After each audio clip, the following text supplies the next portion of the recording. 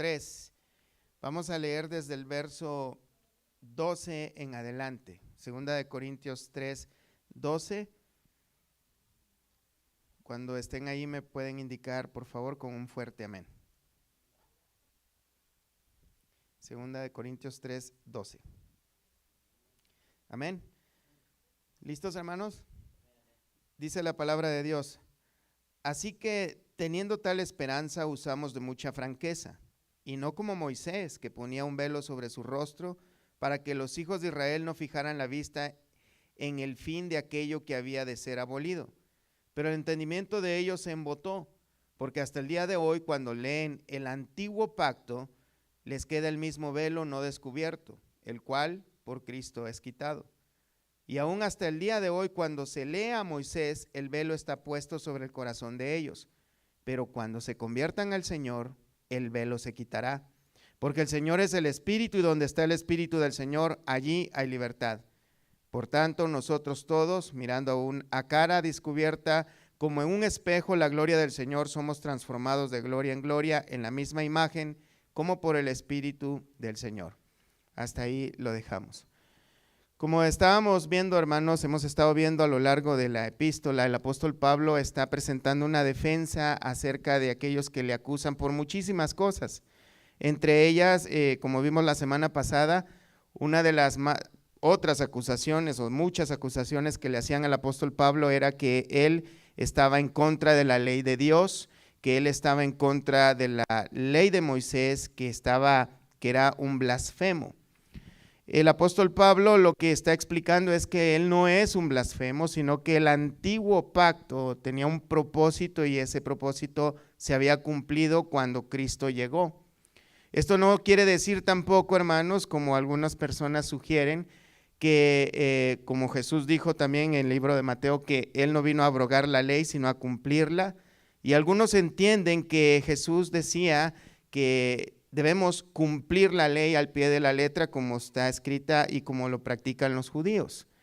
Lo que el apóstol Pablo y el Señor Jesús estaban tratando de decir, hermanos, es que la ley tenía un propósito y ese propósito se había cumplido en Jesús. No es que ya nosotros debemos ignorar completamente los mandamientos de Dios, sino que hay cosas en la ley que tenían un cumplimiento. Una vez llegado el cumplimiento, quedan abolidas. Y en esta parte lo acabamos de ver. El apóstol Pablo, después de esas acusaciones que le hacían de que él estaba en contra de la ley, en contra del templo, en contra de los rituales, y que por eso él era un falso profeta, él, en medio de su defensa, recibimos una gran bendición porque él comienza a explicar teología pura y nos empieza a hablar acerca del nuevo pacto. La semana pasada estuvimos viendo de que el nuevo pacto es más glorioso que el antiguo pacto, y una de las razones, o de las muchas razones, hermanos, es que ese pacto antiguo, hermanos, a diferencia, era temporal, pero aparte, hermanos, contaba con ministros no capacitados. Los ministros que el Señor Jesús capacitó, Él los llama y los capacita, como decía Pablo en el mismo capítulo 3, verso 6, donde dice: el cual asimismo nos hizo ministros competentes de un nuevo pacto. El Señor Jesús llama a sus ministros y Él mismo los prepara, pero esto no quiere decir que el ministro no se deba preparar, porque ya por obra del Espíritu Santo nada más Él va a abrir su boca y va a hablar. Tenemos el caso de los apóstoles, que ellos fueron capacitados por Jesús mismo por 3 años y medio, mientras duró su ministerio, y no era solo los domingos, sino era todos los días y por muchas largas horas. Aparte, ellos ya tenían un conocimiento previo de la ley, solamente que el Señor Jesús les enseñó a interpretar correctamente la ley. Los ministros que Dios llama, no los llama porque ellos sean muy hábiles o muy carismáticos o muy capaces. Los llama porque Dios le plació llamarlos y capacitarlos.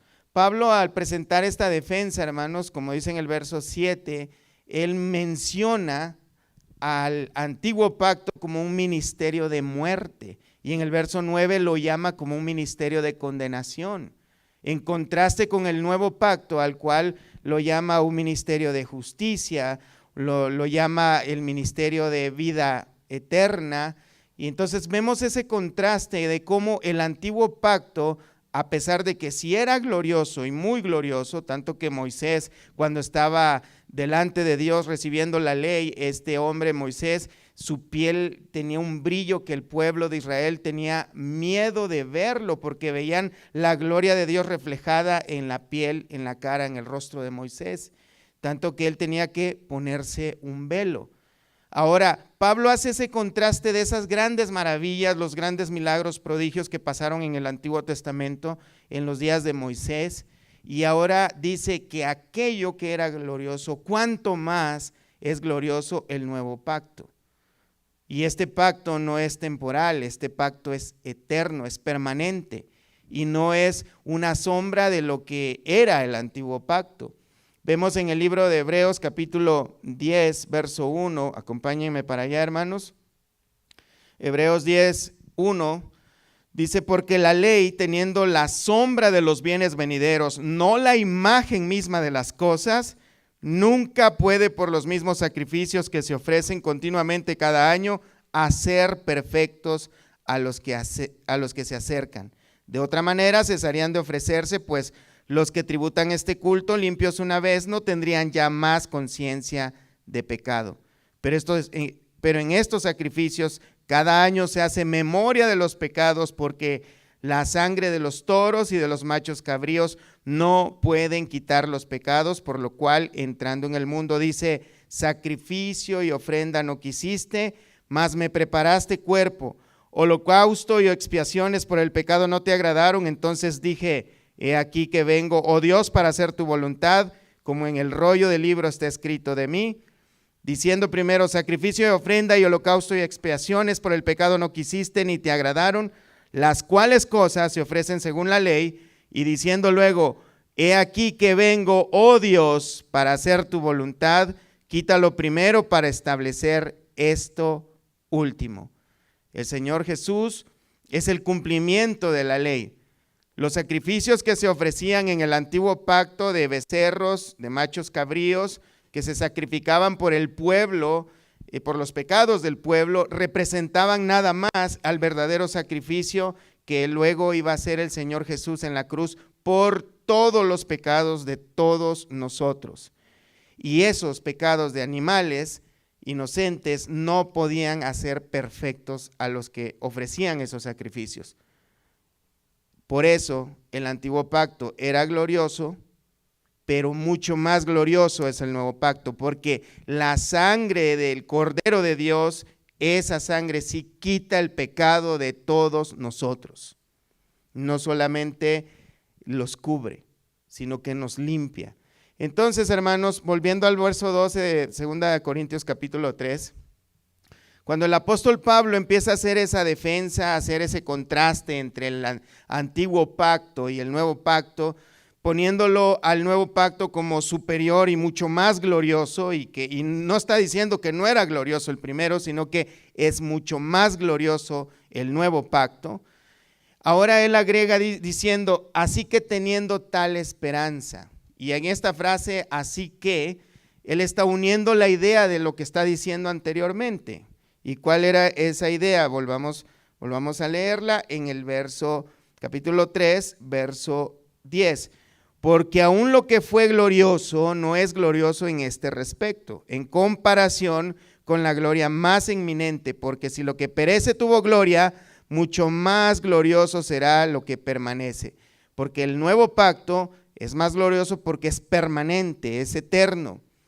Entonces, ahí es donde Pablo agrega: así que, si el nuevo pacto es más glorioso porque es permanente, porque es eterno, porque da vida eterna, teniendo tal esperanza, hermanos, viendo la idea de que el antiguo pacto era temporal y que llevaba a la muerte, y hermanos, y llevaba a la muerte no porque la ley tenga defecto. La ley de Dios, dice Pablo en Romanos capítulo 7, verso 12, que la ley de Dios es santa, pura, buena. Entonces, ¿cuál es el problema de la ley? El problema de la ley es que nadie puede guardar la ley. Y Dios demanda que se cumpla la ley al pie de la letra. Porque si uno quiere meterse a cumplir la ley, pero nos damos cuenta que fallamos en una sola cosa, nos hacemos culpable de toda, y la paga del pecado es la muerte, dice la palabra de Dios. De manera que la ley nos enseña nuestra falta de poderle hacer frente a Dios en su santidad, en su demanda de santidad. Entonces, este era un ministerio de condenación. Ahora el nuevo pacto es mucho más glorioso, porque es un pacto de vida eterna, porque es un pacto que no es dado de piedras o en papel o hecho con tinta y pluma, sino que es un pacto escrito por el Espíritu Santo de Dios en el corazón de los creyentes. De manera que ahora Dios no nos da un libro únicamente para que lo obedezcamos, sino que también nos da la ley de Dios misma escrita en nuestros corazones y la capacidad para poder obedecerla. Es un acto, hermanos, es un pacto, más bien dicho, que no es de ceremonias, no es un pacto. El nuevo pacto no es un pacto que tiene ceremonias externas o rituales externos, sino que es un pacto, hermanos, que tiene que ver con un cambio de una vida nueva. Es un cambio no externo, sino interno, que obviamente lo interno nos va a llevar a un cambio externo. Pero el problema del antiguo pacto es que se basaba mucho en cosas externas, cosas visibles. Y podemos ver, por ejemplo, en Mateo capítulo 23, el Señor Jesús, todo el capítulo 23 le hace un reproche a los fariseos, a los religiosos, a las personas que eran según mucho más obedientes que todos en la ley, y les llama hipócritas y les llama sepulcros blanqueados, porque en la apariencia hacia todo el mundo ellos eran perfectos, limpios, bellos, hermosos. No tenían ni una mancha ni una arruga. Por eso el Señor les dice sepulcros blanqueados, porque por dentro estaban llenos de huesos de muertos.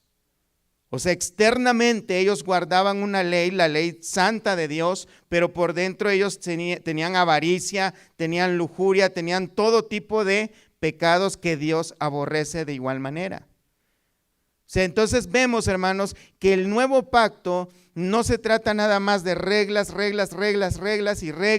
y de condenar al prójimo y de puras apariencias, que muchas veces como iglesia, hermanos, cometemos ese error de que nos enfocamos en lo que se ve, en lo externo, en cómo nos vemos por fuera. Y de hecho hemos tal vez cometido el error de que practicamos cierto pecado, pero tratamos de que sea lo secreto que se pueda, que no se dé cuenta nadie en la iglesia, de que yo digo mentiras o que yo hago ciertas cosas que sabemos que la Biblia dice que es pecado. Tratamos de aparentar algo que no es, cuando Dios nos está viendo 24 horas al día, 7 días a la semana. Y muchas veces muchos de nosotros podíamos poner la cara más hermosa el día del culto, y está bien, pero el problema es que regresamos a nuestra vida normal y seguimos practicando aquellos pecados por los cuales Cristo murió, y nos convertimos peor que en aquellos fariseos religiosos, porque de perdida ellos se cuidaban de todo y tenían un aspecto todo el tiempo que era muy intachable. O sea, era muy poco probable que alguien los encontrara cometiendo algún tipo de pecado escandaloso. Pero vemos, hermanos, que el nuevo pacto es mucho más glorioso, porque Dios nos da su Espíritu Santo para que more en nuestro corazón y nos dé la fuerza para poder vencer esas fuerzas que nos impulsan a pecar. Ese nuevo pacto nos da una limpieza total y el poder para poder hacerlo. Entonces Pablo dice que así que teniendo tal esperanza, una esperanza, hermanos, porque este nuevo pacto lo hace tan glorioso, que todos estos beneficios, estas mejores promesas, es que cada uno que se acerque a Dios tiene esperanza. ahora tiene esperanza, porque nosotros podemos ver, y es el error, hermanos, tan grande que hay en muchas congregaciones en las que solo se habla de mandamientos, leyes, normas, reglas, y no se ve la gracia de Dios por ningún lado. Y cuando se menciona por casualidad, el predicador la lee, pero rapidito, y agrega un comentario, pero, cuidado, porque el que peque se va a ir al infierno.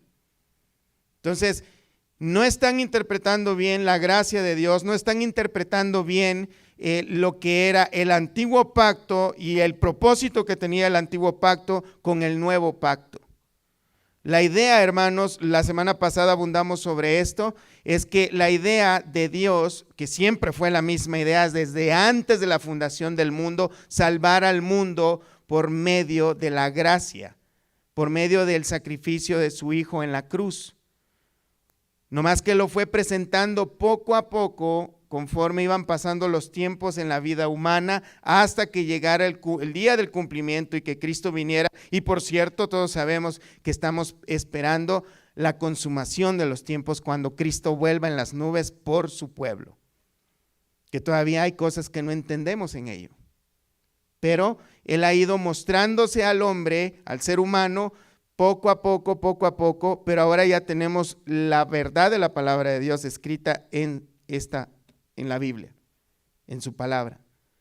Ya más o menos podemos entender qué nos esperamos y vemos que hay muchas promesas. Entonces, el problema, hermanos, es cuando presentamos un evangelio lleno de reglas, pero no le damos a las personas cómo cumplir esas reglas. Y la respuesta es, hermanos, es la gracia de Dios. Vemos entonces que Pablo dice que así que teniendo tal esperanza, ahora tenemos esperanza de que nos podemos acercar confiadamente al trono de la gracia de Dios. Individualmente, hermanos, no necesitamos de un sumo sacerdote. Tú y yo podemos ir directamente al trono de la gracia de Dios porque Cristo ahora es nuestro sumo sacerdote.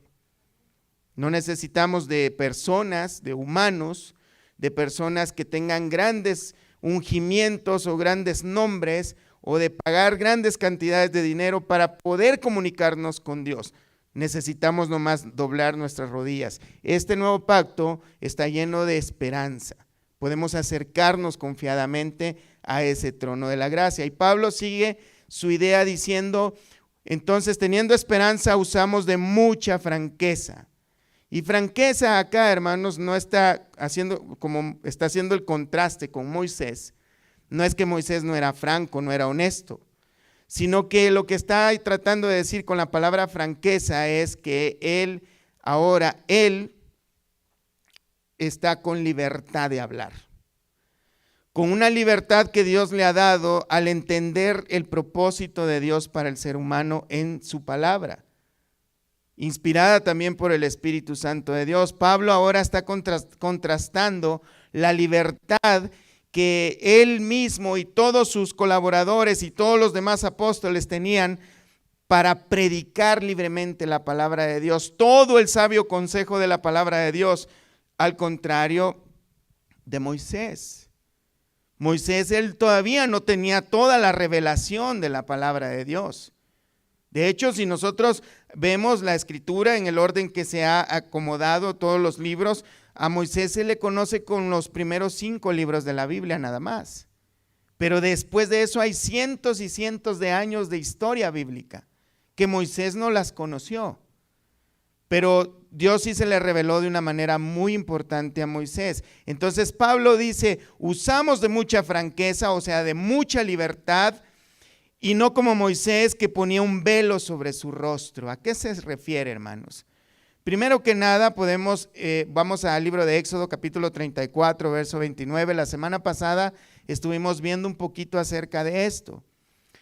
Pablo está haciendo mención de una escena que ocurrió allá en el Éxodo, cuando el pueblo de Dios salió de Egipto, están cruzando el desierto, Dios le da la ley. Ellos se comprometen con Dios en seguir su pacto. Dios les da, Él establece un pacto, les da los mandamientos en piedra, escritos con la mano, con el dedo de Dios, dice la palabra, y ¿Qué pasó después? Unas semanas después hicieron un becerro de oro, cosa que desagradó mucho a Dios, como todos sabemos, y Moisés rompió esas piedras del pacto. Pero después vuelve Moisés al monte y ahora Dios restablece ese mismo pacto. Pero ahora le dice a Moisés, tú prepara las piedras, porque tú las quebraste, tú las vas a escribir. Vemos en el verso 29, y aconteció que descendió Moisés del monte Sinaí con las 2 tablas del testimonio en su mano. Y esto era lo glorioso del antiguo pacto, que Dios se había acercado al ser humano para hacer un pacto, para perdonar sus pecados, para tener una relación con ese pueblo y llamarlo mi mayor tesoro, y ellos le fallan a Dios. Pero esto era lo maravilloso, que ellos ven que Dios se regresa otra vez a querer tener un pacto con ellos. Y dice que al descender del monte no sabía Moisés que la piel de su rostro resplandecía después de que hubo hablado con Dios. Y Aarón y todos los hijos de Israel miraron a Moisés, y aquí la piel de su rostro era resplandeciente, y tuvieron miedo de acercarse a él. Entonces Moisés los llamó, y Aarón y todos los príncipes de la congregación volvieron a él. Y Moisés les habló. Después se acercaron todos los hijos de Israel, a los cuales mandó todo lo que Jehová le había dicho en el monte Sinaí. Y cuando acabó Moisés de hablar con ellos, puso un velo sobre su rostro. Esta es la escena que el apóstol Pablo está recordando allá en 2 de Corintios. Cuando venía Moisés delante de Jehová para hablar con él, se quitaba el velo hasta que salía, y saliendo decía a los hijos de Israel lo que le era mandado. Y al mirar los hijos de Israel el rostro de Moisés, veían que la piel de su rostro era resplandeciente. Y volvía Moisés a poner el velo sobre su rostro hasta que entraba a hablar con Dios. Ahora Pablo, hermanos, está recordando esta escena, que Moisés estaba con Dios, hablaba con Dios, descendía Moisés a hablar con el pueblo, su rostro era resplandeciente. Entonces vemos que la gloria de Dios estaba reflejando en el rostro de Moisés, y los hijos de Israel tenían miedo de ver el rostro resplandeciente de Moisés. No querían ni voltearlo a ver, tenían temor. Cuando él terminaba de darle las instrucciones que Dios les había dado, él se volvía a cubrir el rostro y se lo volvía a descubrir cuando iba y entraba nuevamente en la presencia de Dios. Entonces, ahora Pablo está haciendo un contraste de esto. Está comparando esa gloria que reflejaba el rostro de Moisés y lo está comparando con ese ministerio, con el ministerio que tiene ahora Pablo en el Nuevo Testamento y todos los apóstoles. Los israelitas eran incapaces de ver el rostro de Moisés porque ellos se sentían culpables porque le habían fallado a Dios, y veían esa imagen resplandeciente del rostro de Moisés como un posible juicio que venía hacia ellos. Pero ahora, hermanos, Pablo y los apóstoles no se tenían que cubrir en absoluto para poder presentar las grandes riquezas de la gloria de Cristo. Ellos tenían toda la libertad y la franqueza de poder presentar las maravillas del santo evangelio de Dios, que había sido presentado, se les había sido entregado a ellos. En una manera figurada, obviamente el rostro de Pablo y de los apóstoles no brillaba, pero ellos podían recordar la escena de cuando Jesús fue transfigurado en el Monte Santo, cuando también se presentó Elías y Moisés, en el cual solo Jacobo, Juan y Pedro vieron esa transfiguración, donde vieron la gloria refulgente de Cristo. Y eso era un testimonio que está también en los evangelios.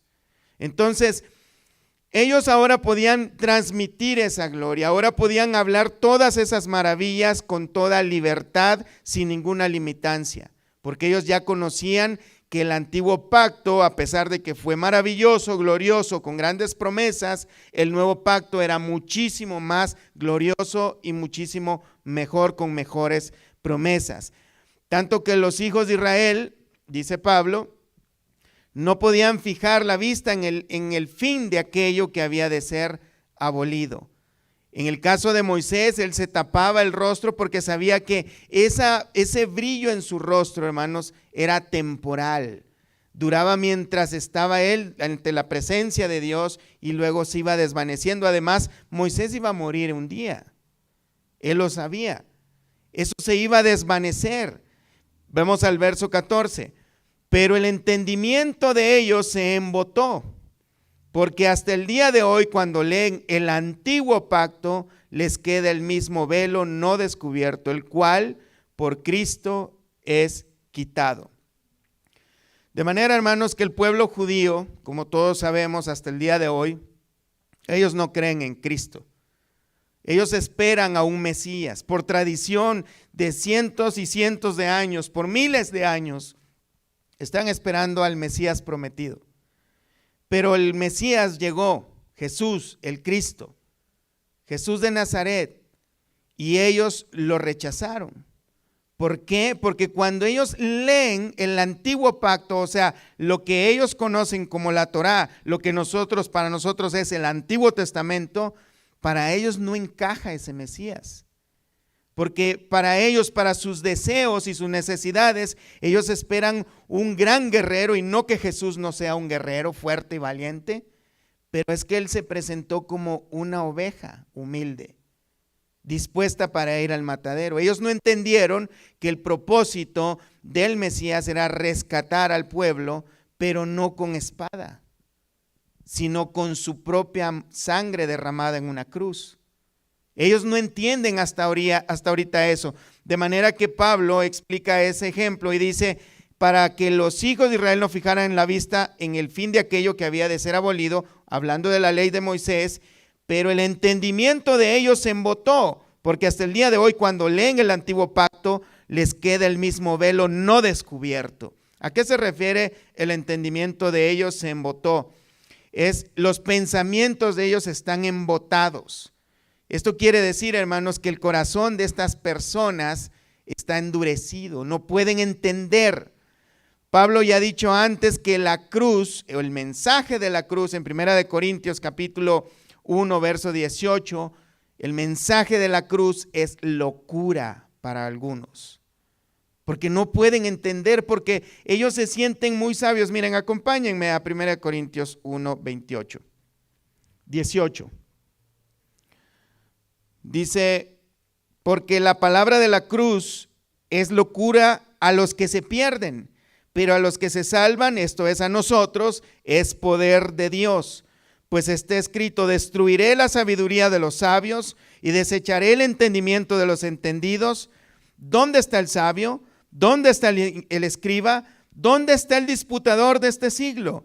¿No ha enloquecido Dios la sabiduría del mundo? Pues ya que en la sabiduría de Dios el mundo no conoció a Dios, mediante la sabiduría agradó a Dios salvar a los creyentes por la locura de la predicación.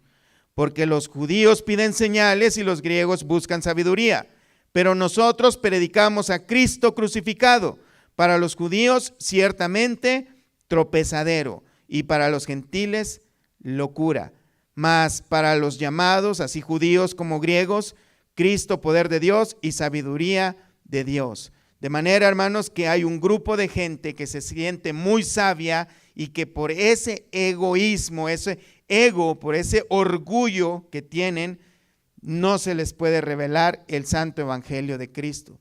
No se les puede revelar que Cristo es su Salvador, aunque lo digan y lo reciten con sus propias palabras. No entienden que Cristo es el único Salvador.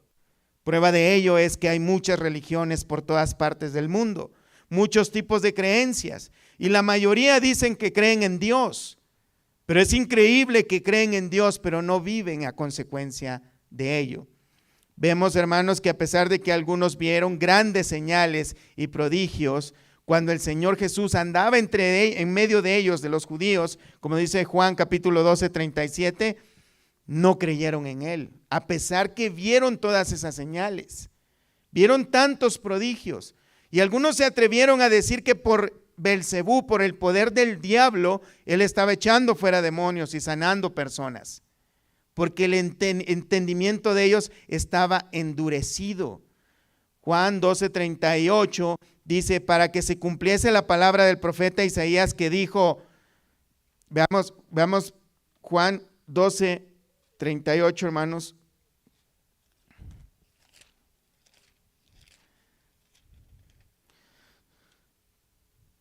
Para que se cumpliese la palabra del profeta Isaías que dijo, Señor, ¿quién ha creído a nuestro anuncio?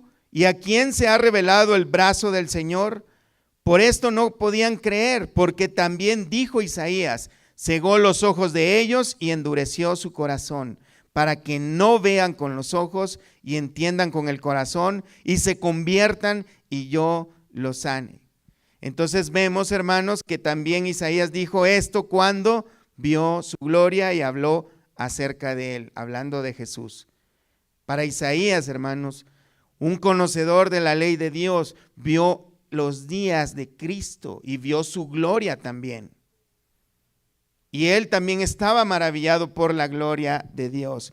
Veamos, hermanos, que aquí dice la Escritura que Dios fue quien endureció el corazón de estas personas. Entonces, podríamos decir, y lo han dicho muchos, y también en la Escritura algunos argumentan esto, y dicen, bueno, si Dios fue el que los endureció, entonces ellos no son responsables porque Dios los endureció. Pero veamos a qué se refiere. Segunda de Crónicas 36:14, porque es obvio, ¿verdad, hermanos? Que si Dios endureció el entendimiento de ellos, el corazón de ellos, pues ¿cómo pueden creer? Pero no es así nomás. Veamos, también todos los principales sacerdotes y el pueblo aumentaron la iniquidad siguiendo todas las abominaciones de las naciones y contaminando la casa de Jehová, la cual él había santificado en Jerusalén. Y Jehová, Dios de sus padres, envió constante palabra a ellos por medio de sus mensajeros, porque él tenía misericordia de su pueblo y de su habitación. Mas ellos, ¿qué dice, hermanos? Ellos hacían escarnio de los mensajeros de Dios y menospreciaban sus palabras, burlándose de sus profetas, hasta que subió la ira de Jehová contra su pueblo y no hubo ya remedio. O sea, no es por casualidad, hermanos, que Dios se desentendió de ellos. O sea, podemos ver el testimonio en la misma Escritura que Dios muchas veces estuvo llamando a un pueblo rebelde y contradictor al arrepentimiento. Tanto que este pueblo, cuando les mandaba a sus profetas para que se arrepintieran, algunos eran asesinados. Pero en este caso vemos que se burlaban de ellos, los golpeaban y no obedecían al llamado de Dios al arrepentimiento, como sigue pasando hoy en día. Entonces, personas que vienen y están predicando el evangelio, los demás se burlan, hoy ya están hasta legislando para que aquellos que prediquen las verdades del evangelio de Cristo puedan ser enjuiciados y encarcelados o multados, porque no puedan decir algunas cosas que a algunos con oídos tan sensibles, que son pecadores muy grotescos delante de Dios y aún de la sociedad, se ofenden muy fácil, y que no se puedan decir esas cosas porque ese tipo de personas se ofenden, no quieren que se predique acerca de estas cosas. Pero el Señor, hermanos, dice que no tienen excusa. Romanos 1:20, acompáñenme por favor. O sea, no se trata, hermanos, de que hay injusticia en Dios o que Dios es demasiado severo. Dios ha dado la oportunidad para que todos se arrepientan en todos los tiempos y lo sigue haciendo ahora. Y mira, pero esto es lo que explica el apóstol Pablo, inspirado por el Espíritu Santo de Dios, acerca de este tipo de personas. Romanos 1:20, porque las cosas invisibles de Él, su eterno poder y deidad, se hacen claramente visibles desde la creación del mundo, siendo entendidas por medio de las cosas hechas, de modo que no tienen excusa. Nadie puede decir, yo no sabía que había Dios, porque la misma creación de Dios da testimonio de que Dios es real. Verso 21, pues habiendo conocido a Dios, no le glorificaron como a Dios ni le dieron gracias, sino que se envanecieron en sus razonamientos y su necio corazón fue entenebrecido. La gente se ha envanecido en sus razonamientos. Hay personas que desconocen completamente la Biblia, desconocen la historia, desconocen todas las cosas, pero dicen, no, eso no ha de ser así. Yo creo que es de esta manera, pero desconocen la verdad. Pero ellos tienen su propia verdad. Así que volviéndose ellos, creyéndose verdaderos, o sea, sabios, se han vuelto necios. Y profesando, dice en el 22, profesando ser sabios y ser necios, 23, y cambiaron la gloria del Dios incorruptible en semejanza de imagen de hombre corruptible, de aves, de cuadrúpedos y de reptiles. Por lo cual también Dios los entregó a la inmundicia en las concupiscencias de sus corazones, de modo que deshonraron entre sí sus propios cuerpos. Dios, al ver la situación, la necedad del pecado en las personas, Dios se desentiende de ellos y los deja vivir como ellos quieren vivir. No es culpa de Dios, es culpa de nosotros que somos pecadores. Veamos, hermanos, que en el caso de estas personas que se han apartado de Dios porque han profesado, se creen muy sabios, pero se han vuelto necios, algunos de ellos, hermanos, están llenos de mucho orgullo. En el mismo libro de Romanos, capítulo 10, verso 1, y este es el caso específico de los religiosos judíos. En el verso 1, Pablo dice, hermanos, ciertamente el anhelo de mi corazón y de mi oración es a Dios por Israel, es para salvación. Porque yo les doy testimonio de que tienen celo de Dios, pero no conforme a ciencia. Lo está diciendo el apóstol Pablo, que era uno de los mayores religiosos en Israel, tanto que perseguía a la iglesia. Él pensaba que la iglesia era una falsa doctrina, una doctrina hereje, y él había prometido ir y perseguir a todos los herejes. Él por experiencia propia estaba diciendo, yo les doy testimonio que ellos tienen un celo verdadero de Dios, pero es un celo equivocado. ¿Por qué? Porque no les ha iluminado el santo evangelio de Cristo. Ellos siguen un celo religioso lleno de orgullo, lleno de metas, pensando, hermanos, y hoy muchas iglesias, en todas las iglesias, hay mucha gente que piensa que es por su comportarse bien delante de Dios que van a ir al cielo. Y eso es ir camino directo al infierno, porque nosotros por nuestro buen comportamiento no vamos a ir al cielo. Vamos a ir al cielo porque Cristo pagó nuestra deuda en la cruz. Esto quiere decir que no debemos obedecer la palabra de Dios en ninguna manera.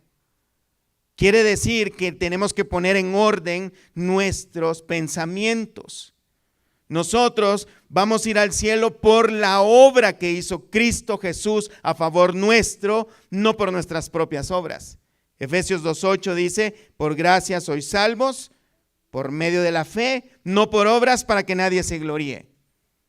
Nuestras buenas obras son el fruto de la salvación que Dios ha dado a nosotros. Juan 14:15, acompáñenme para allá. Juan capítulo 14, verso 15, el Señor Jesús dijo, si me amáis, te vas a ir al cielo. No, dice así, dice, si me amáis, guardad mis mandamientos. Yo rogaré al Padre y os dará otro consolador para que esté con vosotros para siempre. De manera, hermanos, que obedecer a Dios, obedecer los mandamientos de Cristo es un sinónimo de amarle. No dice, si me aman y guardan mis mandamientos, yo les voy a dar vida eterna. No dice así.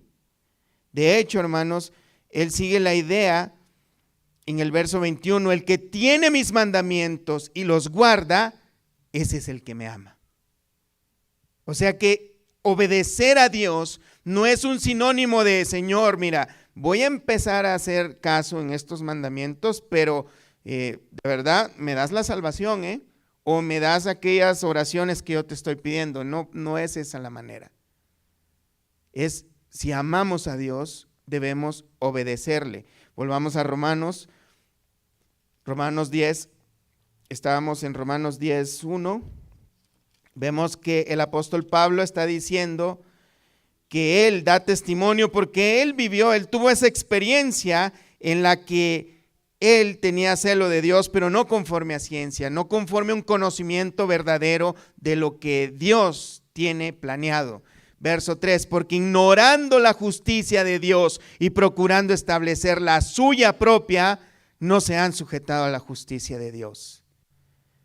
Esto quiere decir, hermanos, que hay personas todavía ahora, hoy en día, dentro de iglesias cristianas, que están tratando de poner su propia justicia delante de Dios como método de salvación. Están tratando de decir, Señor, como aquel fariseo y el publicano en la parábola de Lucas 18, diciéndole, Señor, te doy gracias por todo lo bueno que soy, porque ayuno tantas veces a la semana, doy diezmos de todo lo que gano y no soy como este pecador que está ahí. Están poniendo una justicia que no es suficiente para salvarse. No es por obediencia que nos vamos a ir al cielo, es por lo que Cristo ha hecho por nosotros, y la obediencia es el fruto de que el Espíritu de Dios mora en nosotros. Es una evidencia, fruto. Es un fruto del Espíritu de Dios morando en nosotros. No es el método para salvarnos. No es un escalón que vamos subiendo cada vez que hacemos caso a los mandamientos de Dios, aunque muchos lo presentan así. Verso 4, porque el fin de la ley es Cristo para justicia a todo aquel que cree. Porque de la justicia que es por la ley, Moisés escribe así: el hombre que haga estas cosas vivirá por ellas. Ahí está el antiguo pacto. El antiguo pacto dice, obedece estas reglas y serás salvo.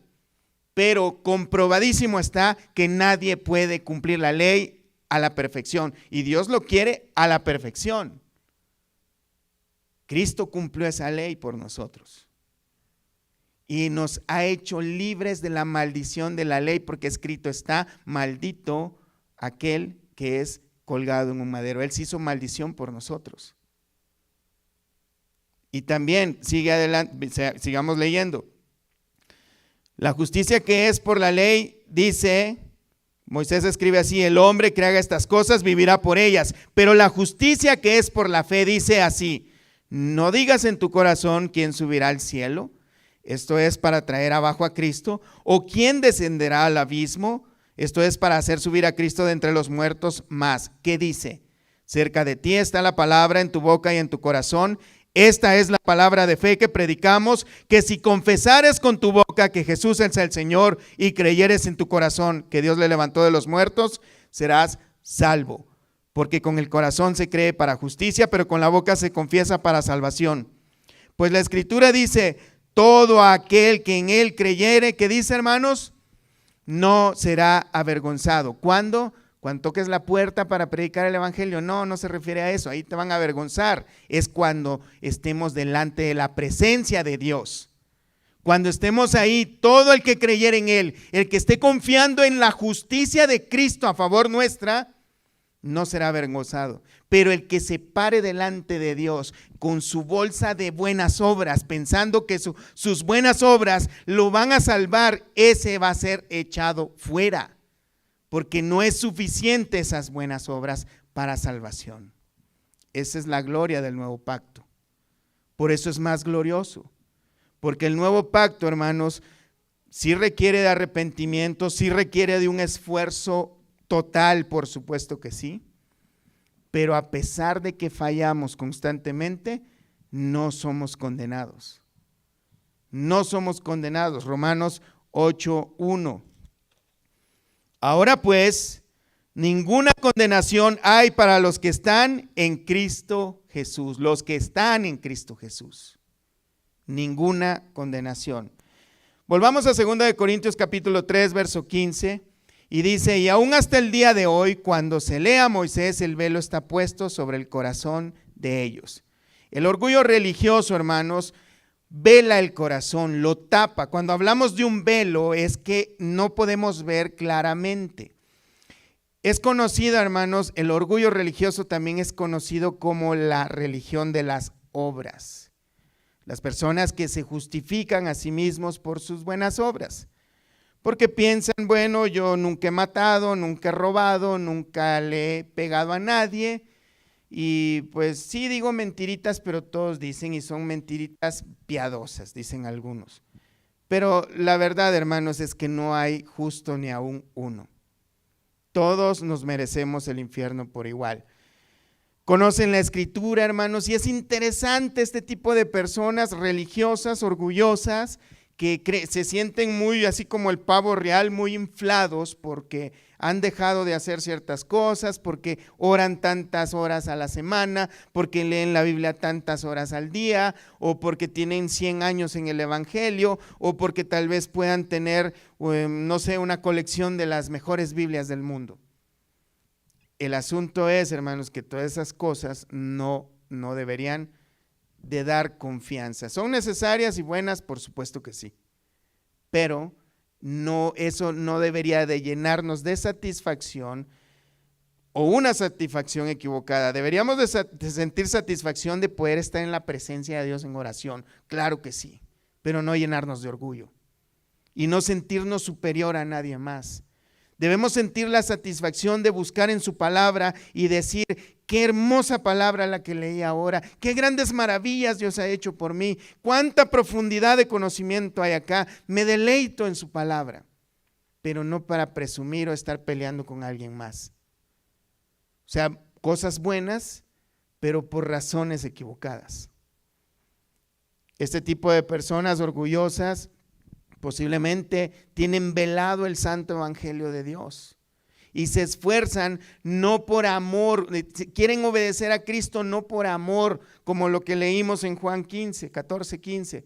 Si me amáis, guardad mis mandamientos. Pero este tipo de personas guardan los mandamientos por miedo al castigo, y no por reverencia, no por amor a ese Dios tan bueno y sabio y bondadoso.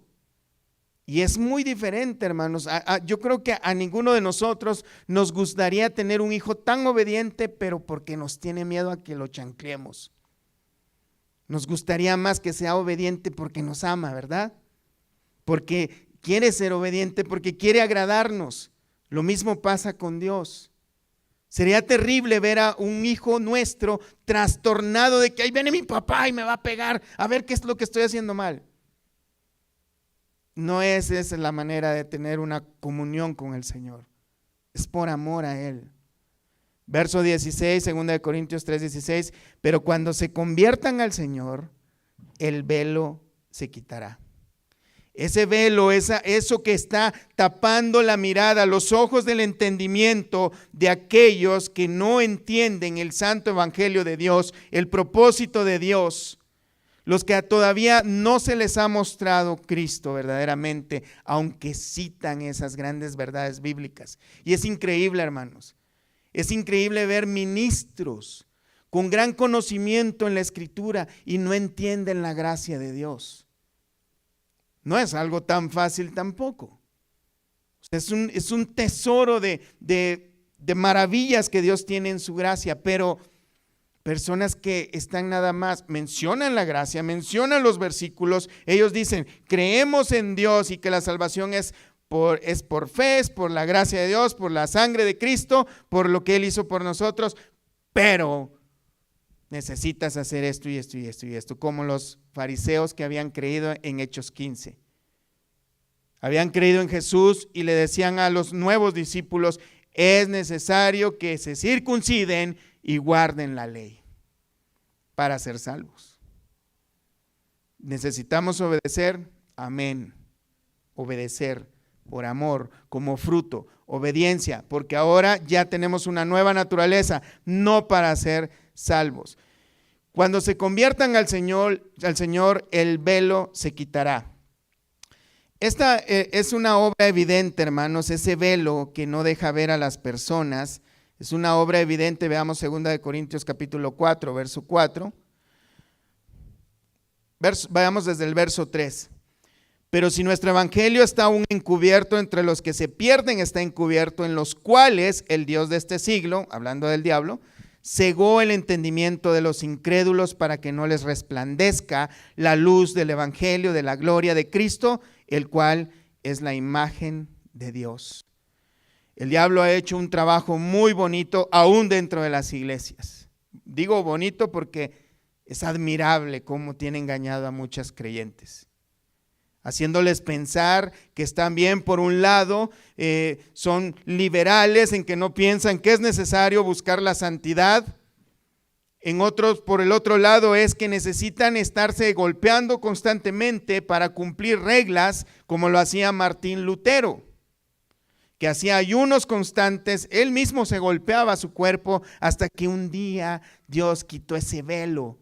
Y cuando leyó esa frase donde decía, el justo por la fe vivirá, el velo fue quitado. Y él entendió que no hay manera, hermanos, en que nosotros por nuestro esfuerzo podemos ser salvos.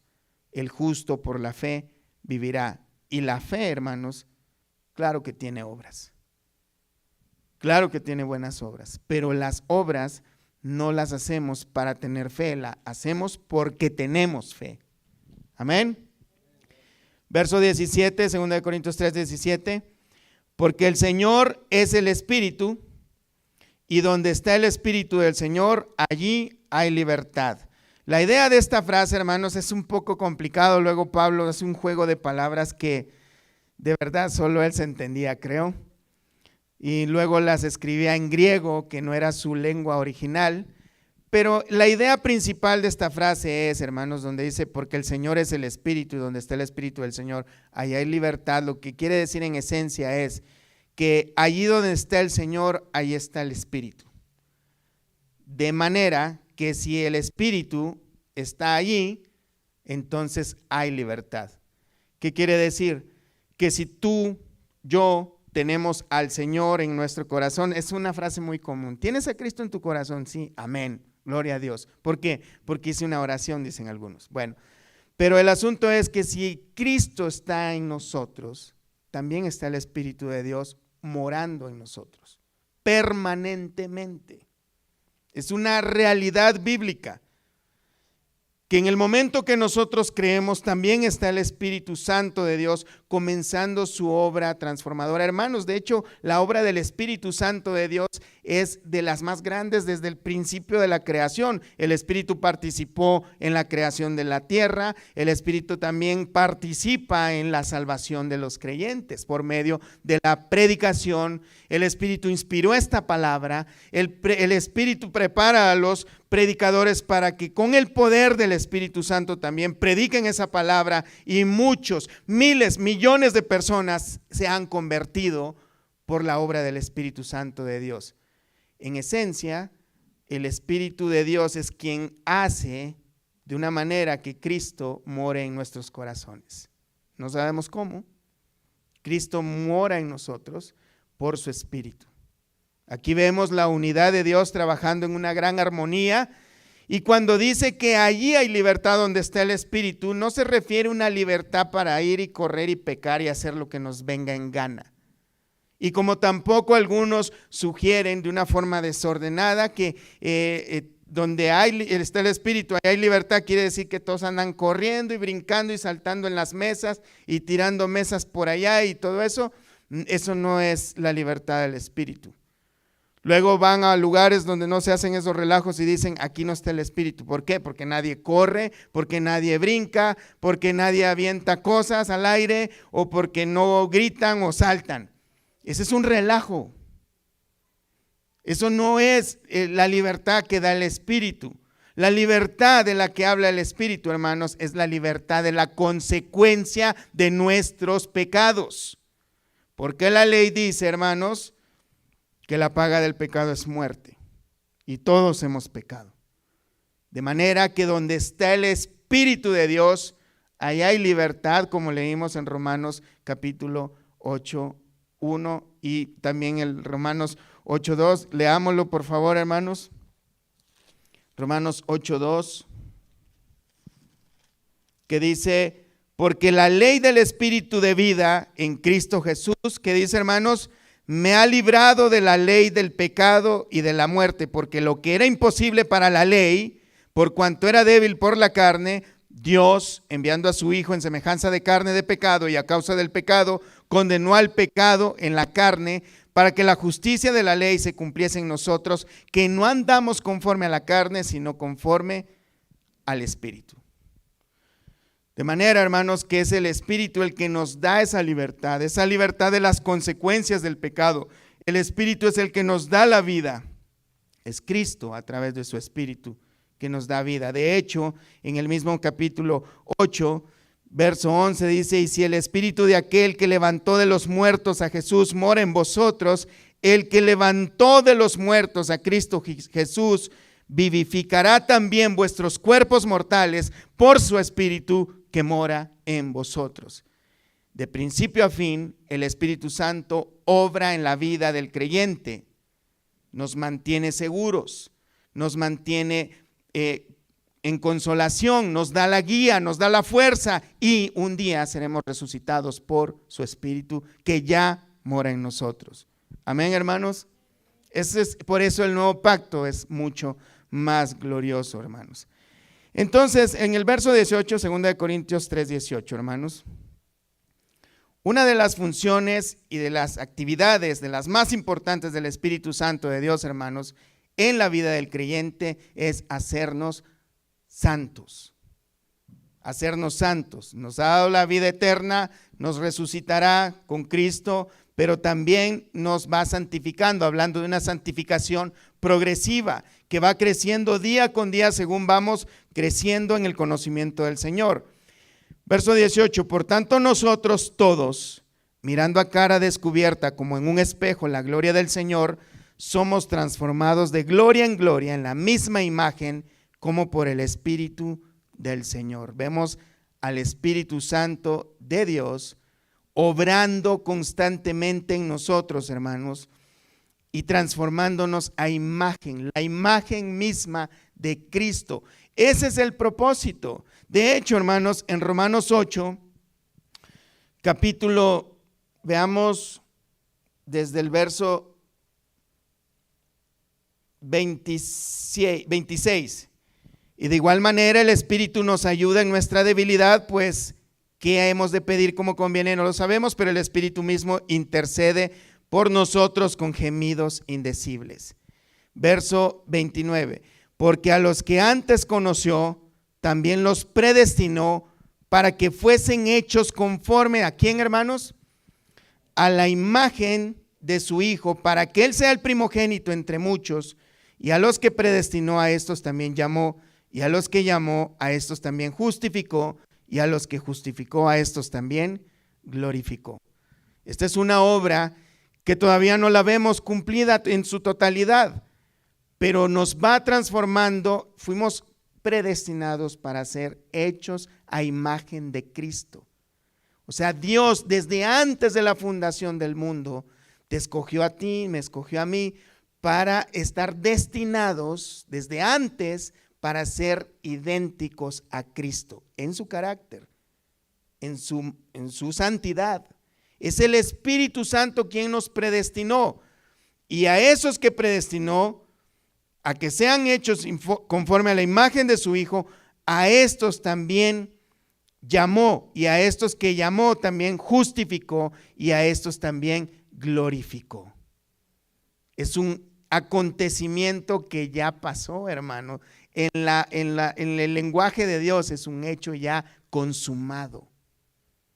En el momento que Cristo suspiró allá en la cruz y dijo, consumado es, todas estas cosas se hicieron realidad. Esas palabras tenían el mayor poder que podría haber soltado los labios del Creador del universo. Y en ese poder, hermanos, estamos incluidos tú y yo. Fuimos nosotros, y lo maravilloso de este nuevo pacto, hermanos, que a diferencia del antiguo pacto es que solo Moisés podía entrar a la presencia de Dios, nadie más. Y Moisés tenía que llevar el mensaje a los demás. Pero Pablo dice, por tanto, nosotros todos todos y cada uno de nosotros, con cara descubierta. No necesitamos de un velo, hermanos. No necesitamos de un intercesor, porque Cristo es nuestro intercesor. Dice, como a un espejo, vemos la gloria del Señor y somos transformados. ¿Y cómo vemos esa gloria? Pues no la podemos ver físicamente, pero la vemos en su palabra. Ahorita estamos viendo su gloria. Estamos acariciando esa gloria, esa belleza, hermanos, de esas verdades bíblicas que Dios nos ha dejado en su palabra. Y hay mucho, mucho más, que con los ojos de la fe podemos apreciarlas constantemente. Como en un espejo, con cara descubierta, podemos apreciar el rostro del Señor, y por medio de esa misma palabra y por medio del mismo Espíritu somos transformados a imagen y semejanza del Señor. Hermanos, del hecho de que estemos siendo partícipes de un nuevo pacto, mejores promesas, no quiere decir, hermanos, de que vamos a ser indiligentes, descuidados.